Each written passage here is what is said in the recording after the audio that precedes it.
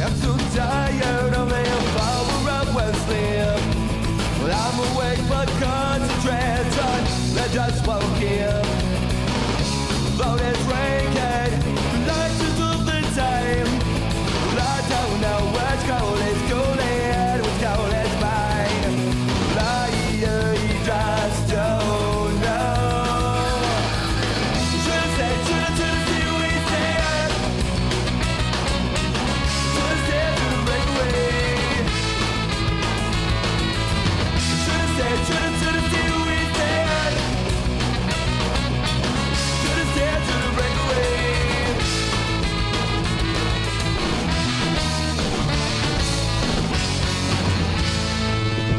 I always had a really healthy and active childhood. My dad was always taking us out in the mountains. We were always going hiking and climbing, cross-country skiing. So it came as a real shock when all of a sudden I was diagnosed with bone cancer.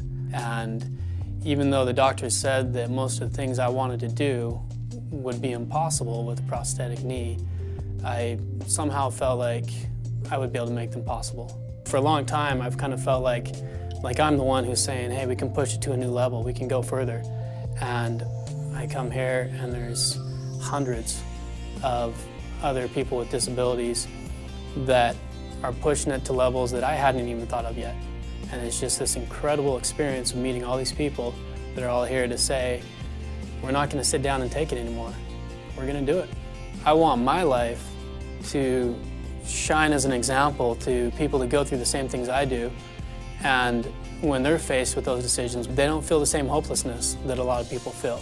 That they already know about me and that they already know about all the people who are here at the Extemity Games. And they can say, hey, I can still do all those things. I've seen people do it. You can't tell me I can't do it. And this isn't as bad as it seems. It's going to be a little different, but I know I can still do it.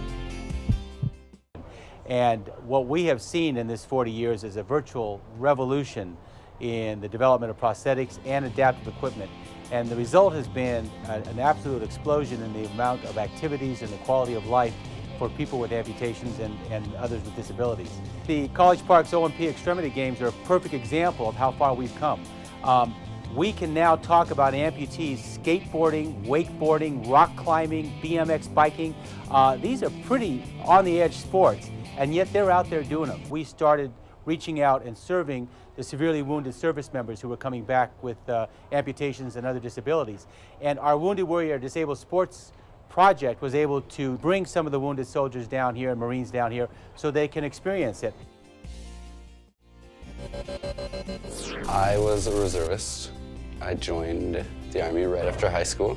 I was riding rear security in the last vehicle in a convoy, and the rear of the vehicle got hit with an RPG and took my right leg.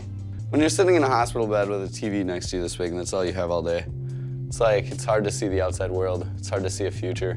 Kirk Bauer came into my room with Disabled Sports USA, and he sat alongside my bed and asked me if I'd ever skied before. A lot of people think that once you have an amputation, you're done, your life is over, but it's a choice. You have to choose to get up again, to be active, to continue with your life, to be better than you were before. It's like the $6 million man, the bionic woman. You can choose to use the technology that's available and be better than you were before. I know I am. I'm just a mom. I have never been an athlete ever until now. For me, the Extemity Games has been an absolute inspiration. I had never even seen a rock wall up close when I decided to do this and start training. And now I'm already looking beyond the Extemity Games, thinking, you know, my next thing will be to skydive, and I'm looking at tapes to learn how to run, and someone's trying to convince me to do a triathlon. So I'm reaching a lot higher than I ever would have if the Extemity Games hadn't come into my life.